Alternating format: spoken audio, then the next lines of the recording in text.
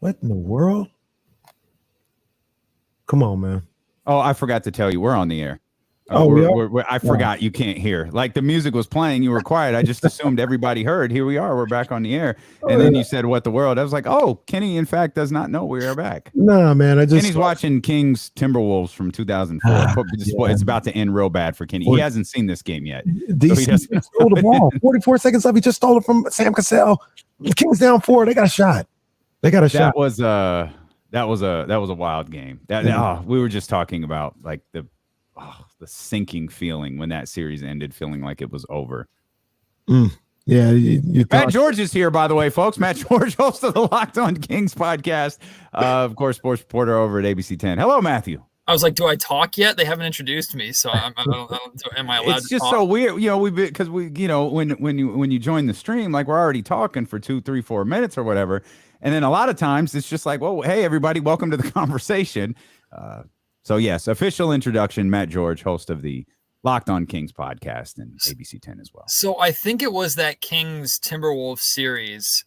I think that was the year. It wasn't that game, but I remember the Kings Timberwolves playoff series vividly because as a kid, during one of the games, I was at Rayleigh Field for a River Cats game. And this was back when the River Cats were like a must-have ticket during the summertime and during the springtime. Like Rayleigh Field was full almost nightly during that time. It's not a coincidence that they were the Oakland A's affiliate at the time too, and therefore more enjoyable. No, it's a coincidence. No, it's not. Kenny, can I finish my story, please? It's not a coincidence they won when they went to the Giants, though. Yeah, they've had more rings as the A's affiliate, though. See, if you go and you'll look in the left center wall and you'll see all the years of championships that belong to the A's, and then you'll see one little one that the Giants have at the end there that you can feel good about. But all those other dates, those belong to the Oakland A's and the Oakland A's only. Thank you very much. Anyway, and so at the time that game was going on, Kings Timberwolves was going on. It was in Minnesota, and every maybe 3 to 5 minutes they would put up the score in left center. And it got to the point there where when it got to the fourth quarter, nobody was watching the game. Everybody was just watching the score. And then you'd hear a reaction of happiness or boo every time they'd put the score up. And the game was really close. So it was back and forth. So that's a vivid memory of mine as a kid at Rayleigh Field. Was that game 7? I couldn't tell you what the game was. I don't remember what the game was. I just remember being there for it and the reaction for it. And the only TVs were either up in the nice suites, or they had the TVs above the snack bars and everything, right, where you'd go and get food. And most of the time those TVs were on the baseball game, except they had changed them to the Kings game. So hella people were just gathered around the snack bars watching the Kings playoff game. Yeah. I'm not sure if you had a chance to catch the discussion that we were just having about players under 25 that you're building around. And I'm curious because Luka's still under 25 and still tops that list. Jason Tatum is right there as well. But one thing that Kenny and I were discussing are like Ja Morant and Trae Young. Where do you think Trae has been, like, I'm not giving Trae the credit he deserves. He has been incredibly consistent as a very, very high level scorer since entering the league. We all saw the amazing jump that Ja took last year. Where do you think Ja settles in? He's a 27 point per game scorer last year. Is that Ja Morant moving forward? I don't know if Ja Morant can go much further than what he's done at this point. And I also think that in a way, Ja Morant is a product of his environment. Like, Ja is surrounded by a really, really good basketball team that was able to be successful when he was out with his injury. And then when he comes in, he's able to take them to another level. And what Ja has done really good or really well is he's stepped up in a major way in major moments, whether it's over the course of a season, if it's in the play-in game, if it's in the playoffs, or there are a handful of Grizzly games last year where Ja was having a pretty good performance. Within the last 4 minutes, he'd go supernova to help get the Grizzlies to a win. Like, Ja knows how to step up in the moment. That's how I define Ja Morant as a player, is someone who knows when it's almost like a Dame time thing, but Ja's own version. Like, he knows when it's a big moment, when the light is brightest, that's where he can shine. So I don't think Ja has to go a step further. You were mentioning another leap on top of that. I mean, we're talking superstar status at that point. I don't know if he needs to achieve that with how good the Memphis Grizzlies are. Not necessarily another leap, but consistently at this 27-7 that he's at. I'll put it this way. I think it's more likely he goes down a little bit than he goes up a little bit. I think that's more likely, but I wouldn't be surprised at all if the 26-27 is exactly where he's at. What's more important, I think, is what is the Grizzlies win total at? How deep is the Grizzlies playoff run at? I think that's more important, because if he drops a point or two per game, but the Grizzlies are in the Western Conference Finals, I don't think anybody cares. Yeah. And I think they're capable of that. Yeah. Let me. I want to read the rest of the list off to you and get your thoughts about it. So it was 1 Luka, 2 Tatum, 3 Ja. That's in question for me. 4 Evan Mobley. That's also in question for me. 5 Anthony Edwards. 6 Zion. 7 Scotty Barnes. 8 LaMelo. 9 Trae Young. 10 Darius Garland. You got any thoughts about that 10? If people would move up or down or rank too high, what are your thoughts? Yeah, I do have an agreement with you. I think I would put Anthony Edwards at 3. Personally, I was dead wrong about Anthony Edwards. Dead wrong. Like, I thought Anthony Edwards was going to be good. I thought he was going to be exciting. I also had heard and at times said that I was concerned about him, like, not fully being focused on basketball and that kind of being a distraction. And he has now recently, of course, unfortunately, with the incident that happened recently, that kind of blurs things a little bit and muddies things a little bit. But I'm going to separate that. Maybe I shouldn't, but I'm choosing to. It's trash behavior. You can point out what it like. That's trash behavior. It's a bad look for Anthony Edwards. Absolutely. Moving that aside, his off the court stuff, his personality, his, like, how great he was. I'm blanking on the movie that he was in with Adam Sandler. Hustle. Hustle. Thank you. Like, he's polarizing, and he's a damn good basketball player. And I think that, like, he has a tremendously bright future. So I personally would put Anthony Edwards at 3. John Morant would then be at 4 for me. I'm very interested to see what Evan Mobley does with the Cavs this year, because last year it was like, wow, the Cavs are really good, but there weren't really expectations. They were fun. They were this exciting team. And I'm not saying that I wouldn't take that kind of season in a heartbeat if I was the Sacramento Kings. In fact, that's what we're basically rooting for here this year. But after you have a year like that, you need to build on it. And now that they've added Donovan Mitchell too, like, expectations are extremely high in Cleveland. I think expectations are extremely high for Evan Mobley. So I think this is a definitive season for him.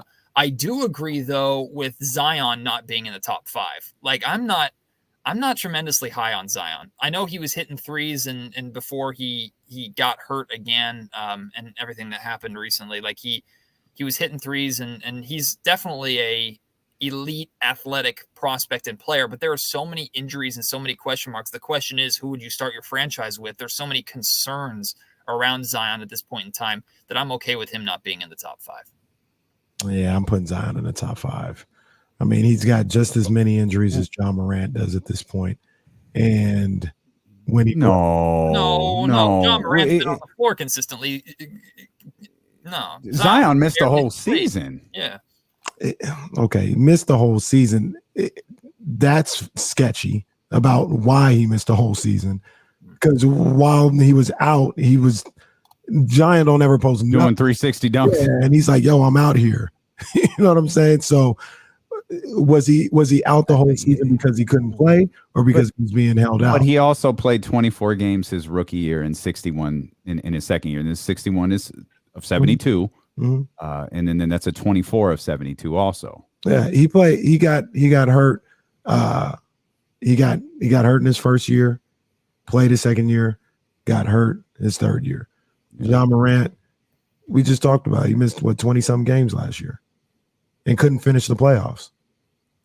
Yeah, that's the concerning part, is missing the playoffs. Like, it's whatever, like the fact he seemed to have had multiple injuries last year. That's the concerning thing. Yeah, so that's all I'm saying. I'm not saying that Zion, if maybe it came off as saying Zion. Kenny's not counting time missed. He's actually counting numbers of injuries. That's essentially what I'm doing. Like, you're getting hurt too. That's all right. But I mean, yeah, he's too good when he's in there. I'll take my chances with Zion.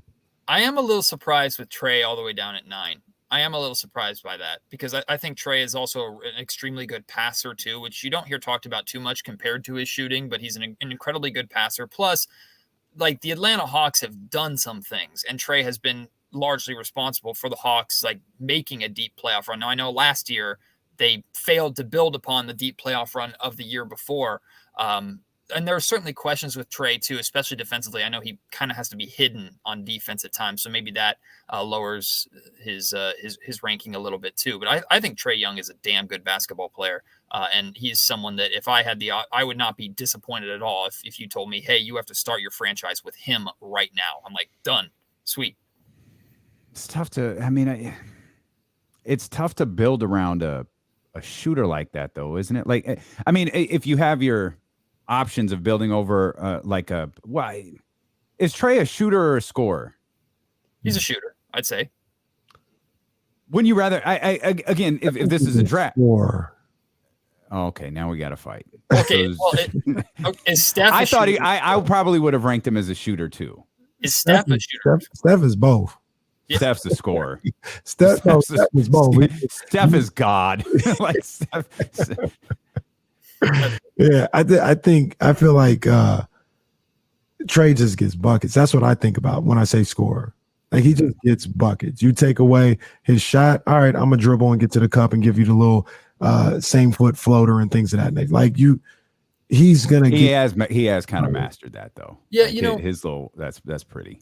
Maybe I think I will change it to scorer now that I think about it because he is good at getting to the rim. He is good at getting to the rim and he's good finishing around the rim. So I'll say a scorer whose primary scoring ability is as a shooter. But like I look at building around Trey Young and this, like, I don't know if this makes sense and I haven't fully thought this out, so I could get destroyed for this. But that's literally me every day. It's like I look at building around Trey Young the same way I look at building around Damian Lillard. Like I see the same, like you in Portland, granted they haven't won anything, but they've had some really, really good teams there in Portland. And theoretically, I don't think it's that hard to build around either one of those players. They're the guy with the ball in their hands in the go-to moments. They can space the floor and stretch the floor. But, I mean, you get them a good big man to play with. You get them some wings to space the floor, too. And you get them some players defensively to help out. Like, I don't think it's impossible to build around a Trey Young by any means. Yeah. Matt George, Locked On Kings, ABC 10 with us. I want to talk about the Kings here. But before we do, you were a part of the press conference yesterday where the Women's Final Four scouting group came in to scout Sacramento and the Golden One Center. What were your takeaways from that? First off, it was awesome. Like it's just really cool that Sacramento is a finalist, and the day was just a sea of optimism. Like it was a celebratory vibe in a lot of ways, as if an announcement had been made, but an announcement hadn't been made yet. The confidence amongst the Sacramento group is that this event is going to be here. Now, I don't know what year it's going to be between 2027 and 2031. And there are 7 cities competing for 5 spots. So it's not one city gets it for 5 straight years. It's 5 of the cities will get it, no guarantees, which is only 2 cities out of the 7 finalists will actually not get the event. And I look at this list of cities, and not to turn this into a Sacramento versus other cities comparison, but like Sacramento, it makes a lot of sense. Sacramento can host this event. The Golden One Center is state of the art. I know for a fact because we heard directly from members of the NCAA committee, including I want to make sure I get her name right, Vice President of Women's Basketball, Lynn Holzman. She was very impressed by the Golden One Center. That was one of the sound bites that I actually posted to Twitter, is what she was saying about the Golden One Center. They toured like the convention center. They toured Sacramento's infrastructure, the restaurants and things around the Golden One Center as well. I think they met with Mayor Steinberg and a couple other Sacramento members as well. Like the city is very interested and very capable of hosting this event. And what I really appreciated from Lynn and the rest of this NCAA committee is they came in like they were selling this, actually not selling. They came in like they were impress us, the same way like a Super Bowl committee would come into a city and say, impress us. And I like that. Like I like that the NCAA women's Final Four, it knows its worth, and it knows, hey, this is a really, really, really big deal. You have to earn this in a lot of ways and show us that you are capable of hosting us. And I think Sacramento has done that to some extent. There are still questions about hotel infrastructure, which we didn't go into too much detail on. The good news was that was brought up by the Sacramento people. It was Mike Testa, who was the president and CEO of Visit Sacramento. He's the one that brought up the hotels, not Lynn or any of the NCAA members. They didn't bring that up, and we didn't ask them about that. So I don't think it is a massive concern. I'm sure it is definitely something worth discussing. But overall, we can house 2 or 3 teams at Kenny's house. Well, see, that's easy work. I was just about to say, like, the whole Stanford contingent could hang out there. Hey, if they want to have a team bonding experience and go to the movies, they can go to Damien's house. No one believes you when you say stuff like that. That's great stuff, man. That's really exciting. Oh, I think it's great. And I think it would be huge for the city. And this is what I was thinking about too. I didn't really ask it because it wasn't appropriate for the event, but like from a Sacramento perspective, this would be phenomenal for us. Like not just for us in the media who would get to cover this event. And I know, of course, the two of you pay very close attention to women's basketball. And I think people are really starting to come around. That was another theme of the day too, was like women's basketball is legit. The women's Final Four and men's Final Four, there's not a gap in between them anymore. Like that's the belief, that's the presentation. And Sacramento is ready to live up to that. But in addition to that, look, we've talked a lot about and heard a lot about the rumblings of the WNBA looking for expansion. And the Sacramento Monarchs are a brand, a team, a franchise that honestly the only basketball championship success here in the city, for one. And for two, there are many, many fans in this area, Sacramento Kings fans also, who want that franchise back. And I think this is a extremely valuable opportunity to show the WNBA. Now, I have no idea what their expansion timeline looks like by any means, but then maybe they could expand even before 2027 and the Final Four actually comes here to Sacramento. But this is a great opportunity for Sacramento to show that there is a desire, a craving for women's basketball here, which I think there absolutely is. This event would be phenomenal for the city, not just economically, but for basketball junkies. Good people who enjoy watching good basketball. You kidding me? You'd have to pull me out of that gym for the Final Four if it came here. I'm so excited about the possibility of it happening. The 7 cities are Columbus, Dallas, Indianapolis, Portland, Sacramento, San Antonio, and Tampa. All fine cities. That reminds me of something I heard yesterday. Portland wants one really, really bad. I think they'll get one. I think they will too. Columbus got to go. I've been to an Indianapolis Final Four before. I don't need to go again. So no one needs to go again. Like it doesn't need to be there. They seem to love Indianapolis. Like these the NFL. I think it's the skywalk. I think they're fascinated with the skywalk. Oh, all the hotels, they all connect to each other, and you just go. I honest to God think that's what it is. Hey, come to Sacramento. You don't need to skywalk because it's 80 degrees outside. Right. The vibe that I got is that the Golden One Center is a major feather in Sacramento's cap. Like I think out of all the cities, the Golden One Center is the newest arena and it is state of the art. It is gorgeous. Like from what I was told and what I heard and what I understood and took away from it was that the NCAA was very impressed by the Golden One Center, how many people it could sit, how open it was, the center of downtown Doco. Like they loved the idea of the Golden One Center as a venue, maybe compared to some of the other venues in other cities. So I think Sacramento has being a finalist, you already have a legit shot. I think Sacramento has a really, really good chance of getting one of these Final Fours. I think they do too. My last thought on that one is I eliminate cities. Once again, all fine cities, not throwing any shade. But I think Columbus is out and Dallas and San Antonio are on the list. I don't see a need to go to both of them. Like, do Dallas or San Antonio. Okay. Yeah. Those are, I think the agitating thing, or not agitating, it's just the way those are like, I've been to a Final Four in San Antonio. It's already been there. Like, let's do something different. Right. I know it's been to Columbus. I haven't been to. I know it's been to Columbus. I've been to one in Indiana. Go ahead. Let Portland can have theirs.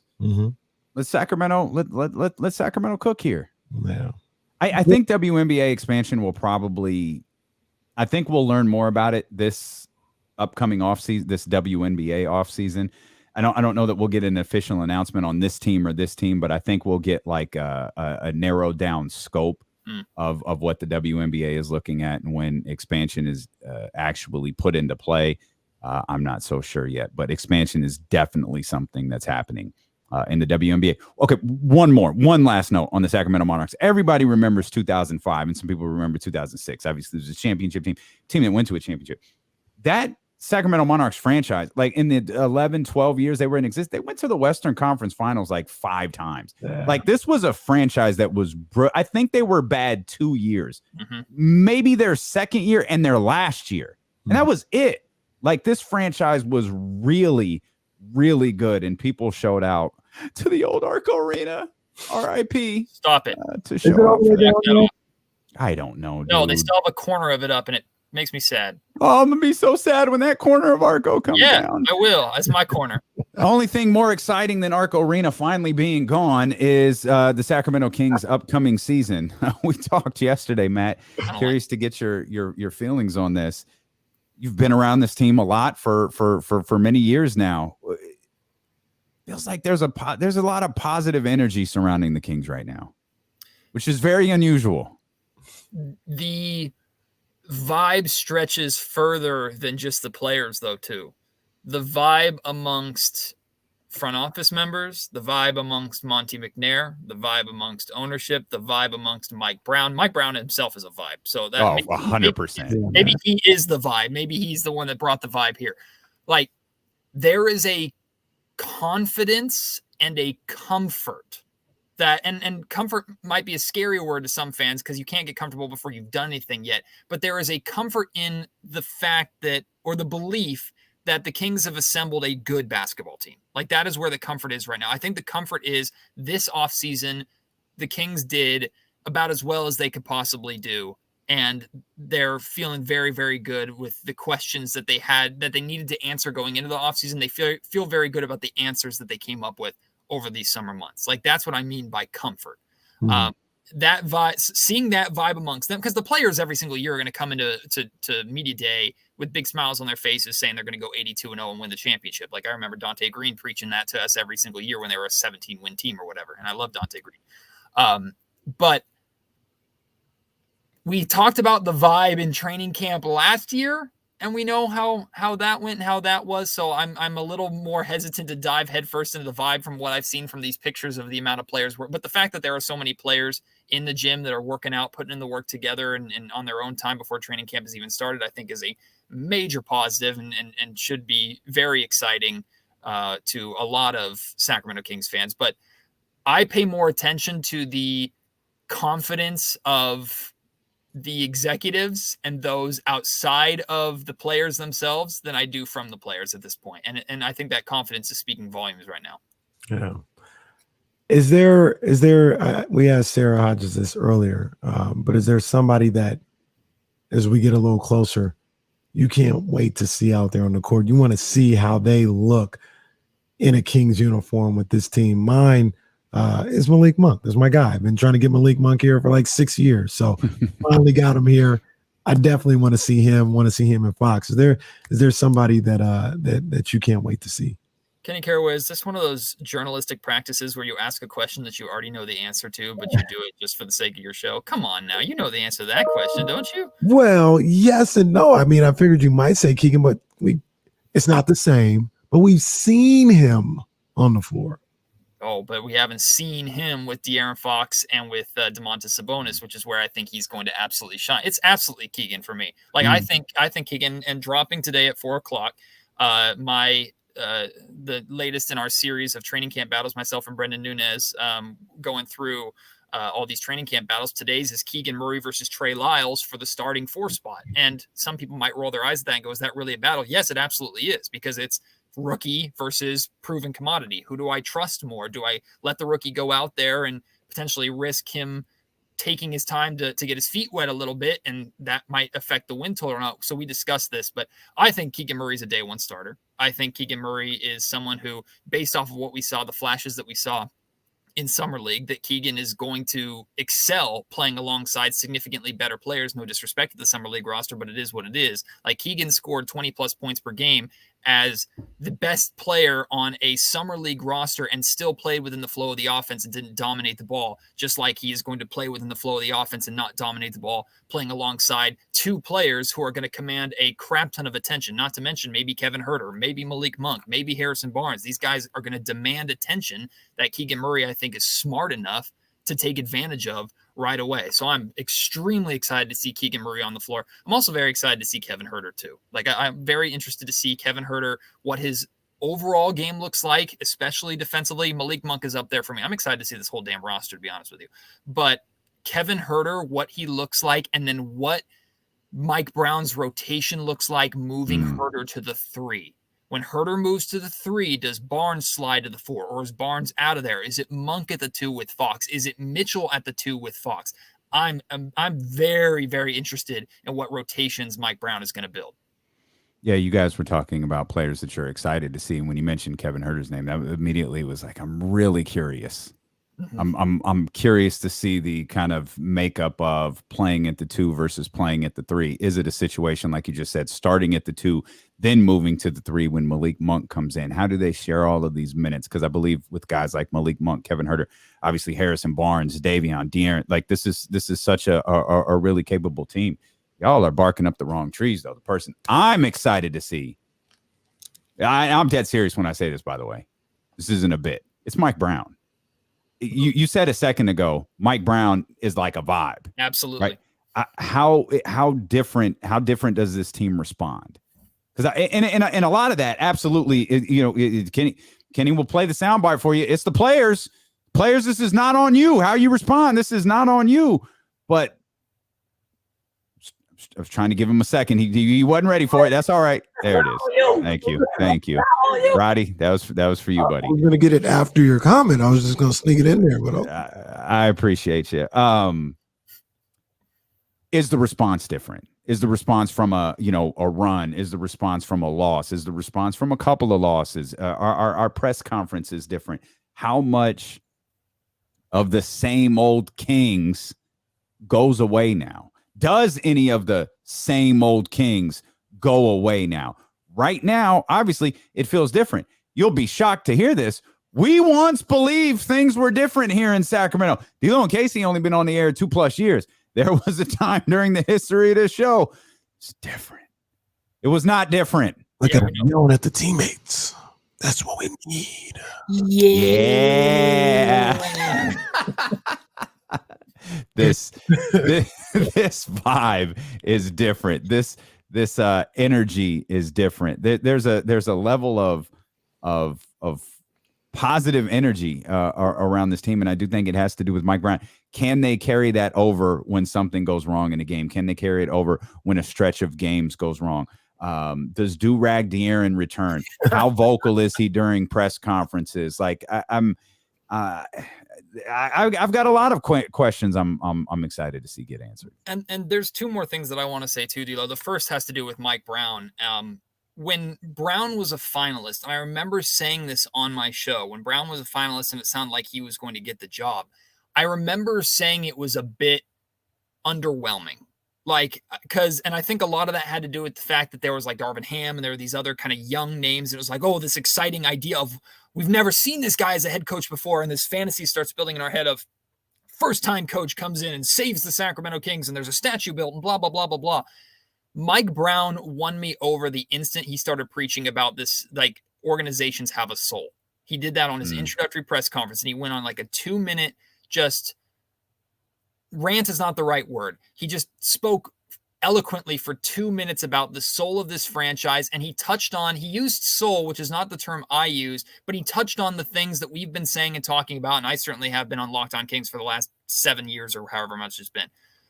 Like, this organization is just torn to shreds by losing. Like the culture of this organization is it's so much losing. They don't know how to get themselves out of it. Like that's just been what it's been for the last 16 years. And so for Mike Brown to come in and use soul as his own word and share with us immediately unprompted how he plans on fixing that or how he believes he can fix that, immediately won me over. And then, of course, his personality really started to come out, and Mike Brown is maybe one of the most likable guys on the planet.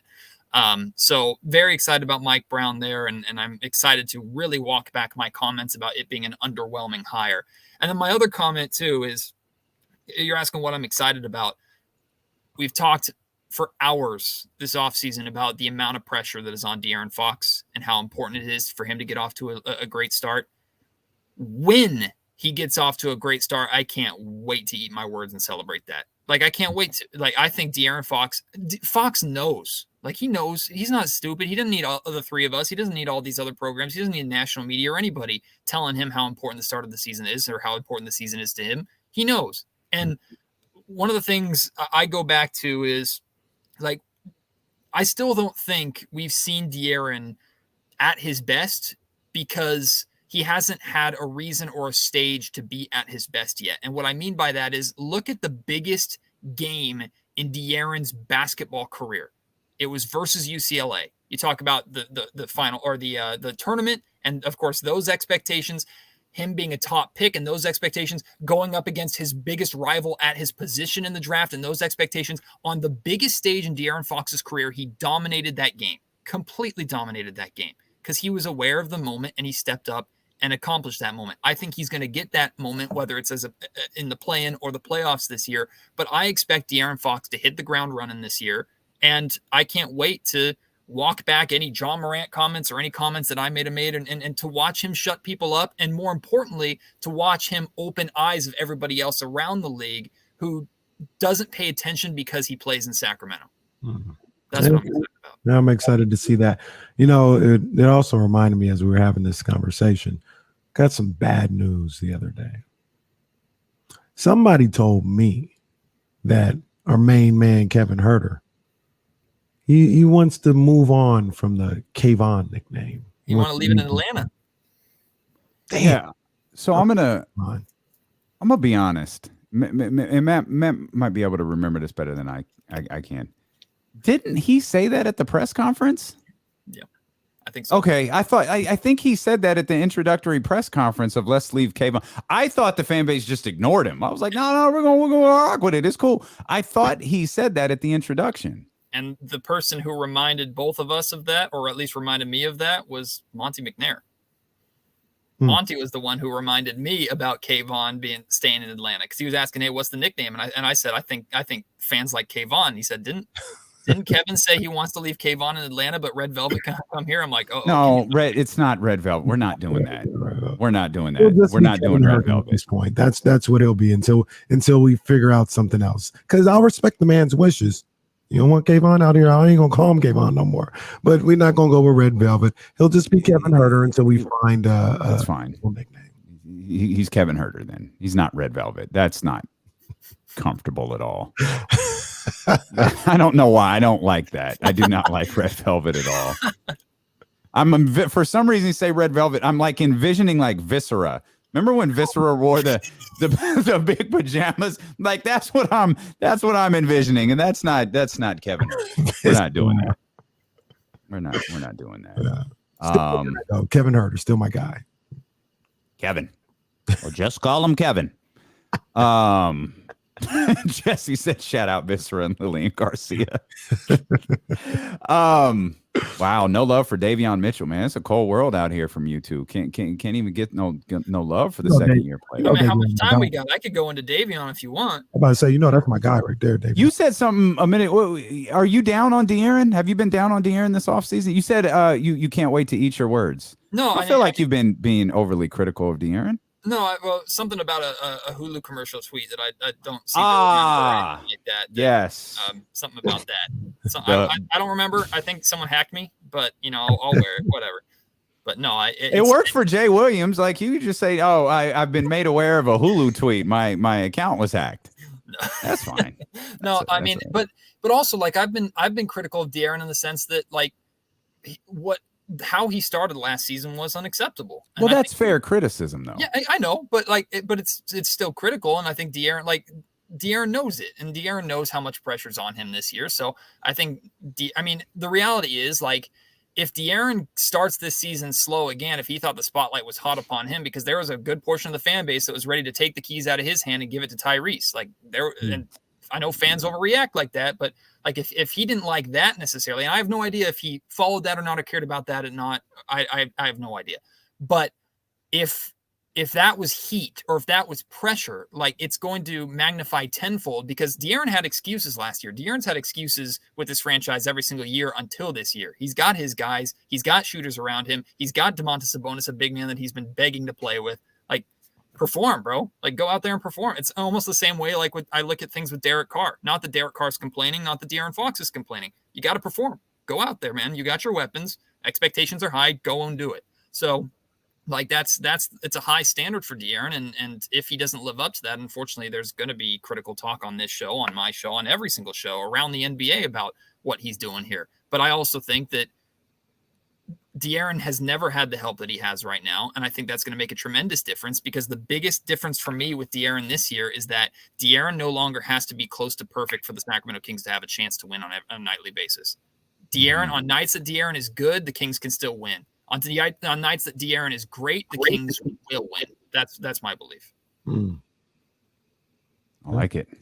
We're not too far away from this whole thing getting underway. Matt George, Locked On Kings podcast. Make sure you subscribe. You say you got an episode dropping in a couple minutes? Episode dropping at 4.